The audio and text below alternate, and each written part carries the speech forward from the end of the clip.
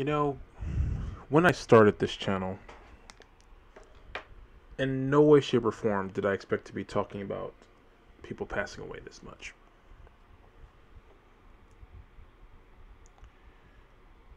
It's been a rough almost 2 years, but there is no chance of me having this platform, having this medium, and not talking about Daffney Unger.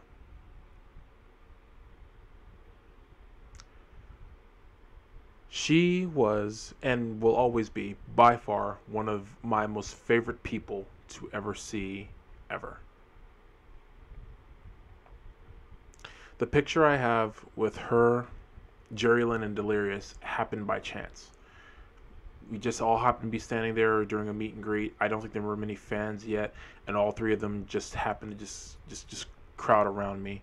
And to this day, if it's I keep switching the order, but it's in my top 5 of favorite pictures I've ever taken with wrestlers.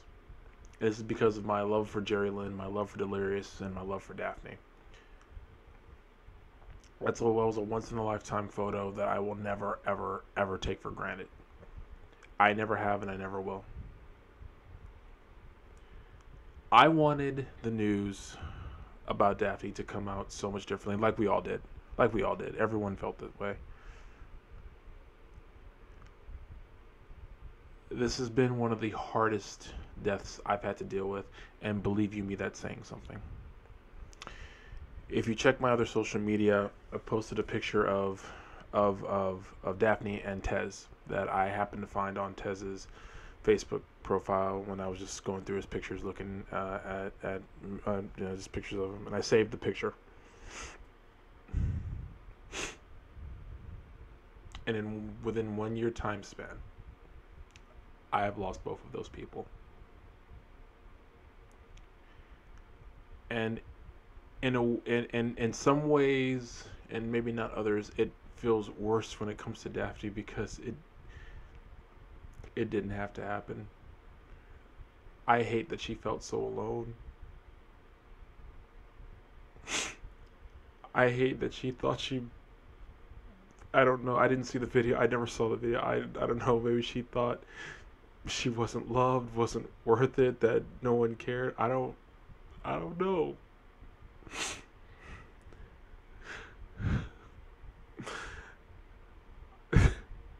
But she was, man. She was loved. She could have just come back to Texas and we all would have just fawned all over her, man.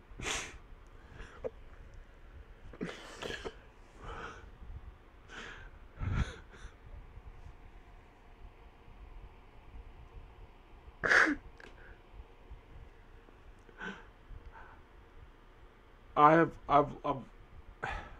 I have lost people to suicide before. And I was I think it was in high school. A friend of mine who we took piano lessons, not together, but we went to the same piano school. We bonded over like Yu-Gi-Oh cards and anime and stuff like that. We weren't like really tight friends, but at that time you have to remember this was like early 2000s. Anime had really taken off like that. You were still the biggest loser if you watched that kind of stuff. You were still the weird kid who liked that kind of stuff. You weren't you didn't have a clique. You didn't have a group of friends yet.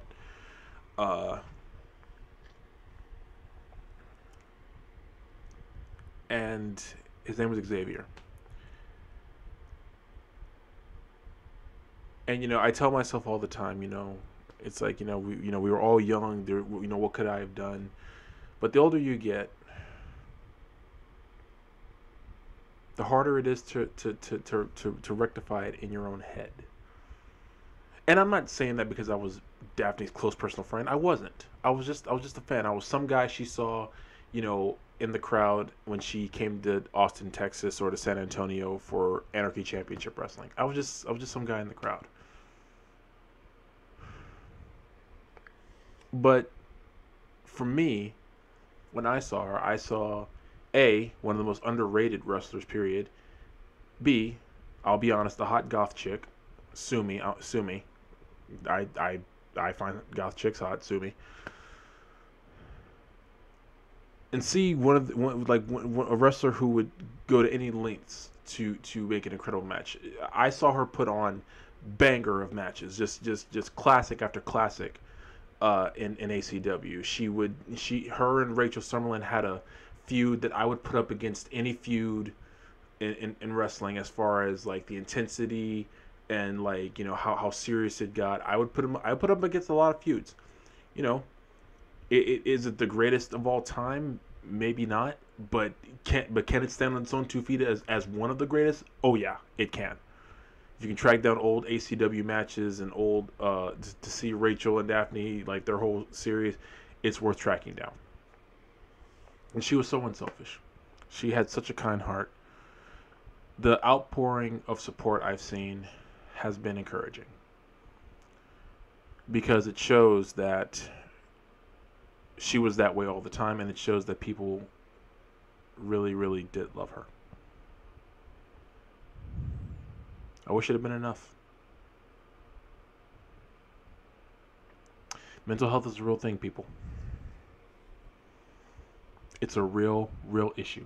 It's a real problem. This is why I still get mad at fans who make fun of Kylie Ray. That poor girl just was dealing with some stuff. This is what happened, you know, Simone Biles and Naomi Osaka. They just been going through stuff. There have been a number of wrestlers in the past who have been through this, didn't see a way out, so they took their way out, not knowing that they were loved and appreciated, or maybe knowing it but not being able to not really able to process it in some way, because that's what depression, that's what mental illness does. It messes you up that way. And it's not anyone's fault.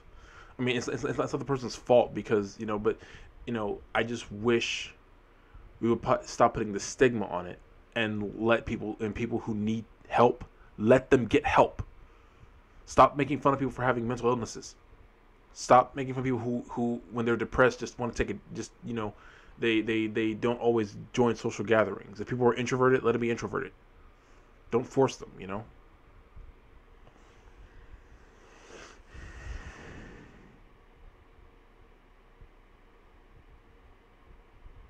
I went off on a rant just now. I'm sorry. This one really hurts. It really does. In this past year, between Tez and Vex and now this, and even all the stuff previous years, and Kathy earlier this year, I'm just at my wit's end. And there's been other stuff that I won't talk about for a variety of reasons that has just been weighing on me. That, and, you know, just thing after thing after thing after thing after thing, you know.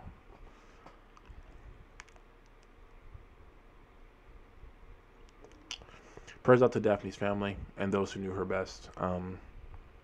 I can't imagine what they're going through. I legitimately cannot fathom what they're going through right now, because this has just got to be one of the most unbelievable things that they're dealing with right now. I think all of us wish this was a dream, that we could wake up tomorrow, find out that, you know, some report was wrong, something was wrong, that, you know, Daphne was found fine. I wish in a perfect world we wake up tomorrow and find out that actually she's okay. She's just getting help. I wish we could wake up in that world tomorrow. I really do. But to everybody out there, if you need help, get help. And if someone is insulting you or making fun of you getting help, then you tell them to come at me, and we can all run some hands. Because I do not want any of you out there. I don't care if we are best friends. I don't care if we've met once. I don't care if you don't even like me personally. I don't even care about that. I don't want anyone out there to take their own life when they can get help. There is nothing wrong with saying, I need help. And there's nothing wrong with going to get that help. There's nothing wrong with seeking that help. And anyone who tells you otherwise is wrong. If you need help, get it. Get help. I feel like I have to point this out. I'm a Christian, and I'm a firm believer in God. I'm a firm believer in Jesus. That doesn't mean that God didn't give us doctors to seek out mental help. Yeah, trust in God, absolutely. Trust in Jesus, absolutely. But get some help. We have all this knowledge that we have to help us. I do not believe that God gave us all these doctors, and a lot of them faith based people who tell you either they are faith based or say you should have some kind of faith to help you through difficult times. A lot of them are faith based, saying to get through these difficult times, like believing in a higher power, or however they want to phrase it. I don't believe God would give us these people to not use them. I do not believe that. And any Christian who tells you that you should only trust in God and not trust doctors, I'm sorry, but do not listen to those people. Do not listen to those people. Do not. Trust God, yes. Go see a doctor. Go see a therapist. Get help. Get help. Because this ain't about just reading your Bible. This is about being alive, so you can read your Bible, so you can be around for your family, so you can be able to sing, praise, go to church, hang out with people that you know, that you love, whatever. Get help. Get you some help. I'm gonna put the suicide hotline number in the description. I know it's been shared a million times. Guess what? This is going to be 1,000,001. If you need help, get it. If you need someone to talk to, find someone to talk to. If I know you personally and you need to talk to me and you've got my number, you've got my Facebook, hey, shoot, send me a message. Day or night. At night, there's a good 90% chance I'm up writing anyway, like I'm doing now. But people, do not let your mind trick you into thinking no one cares about you. I know that's easy for me to say. I know it's easy for me to say. Because I'm not walking in any of your shoes. I am not. I am absolutely not trying to say that it's that easy. It's not. But I am begging you to look for every other single alternative you can. There's a great Superman comic where Superman is talking to a guy who wants to commit suicide. And they have a long conversation. I think it's starts in the afternoon, they're talking to the evening. To the early evening. And Superman sums it up like this. He says he had a friend who wanted to commit suicide, and I can't remember if they did or didn't. I got to read the comic panel. But he tells the person, he says, I want you to think about this. If you believe that you will never, ever have one more good day in your life, I will let you walk off this edge, and I won't catch you. But if you believe that you will have one more good day past today, let me help you.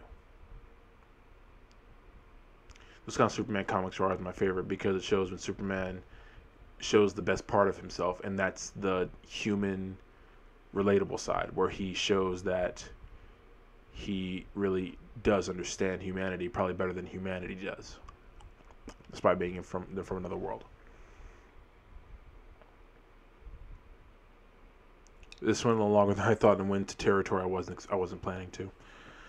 I'm gonna close it out with this. Daphne, I love you. I'm gonna miss you every day. I was really hoping I'd get to see you again someday down the road when all this pandemic crap ended. I was hoping you'd make some towns again. I wish just one more time you and Rachel Summerlin. Wish just one more time I could hear you. The Scream Queen. One of the best in the business. One of the sweetest, kindest, most loving and heartwarming people I'd ever met in my life. Like Eric Redbeard said when Brody Lee passed away, goodbye for now. See you down the road. Everyone else, take care of yourself. Be good people.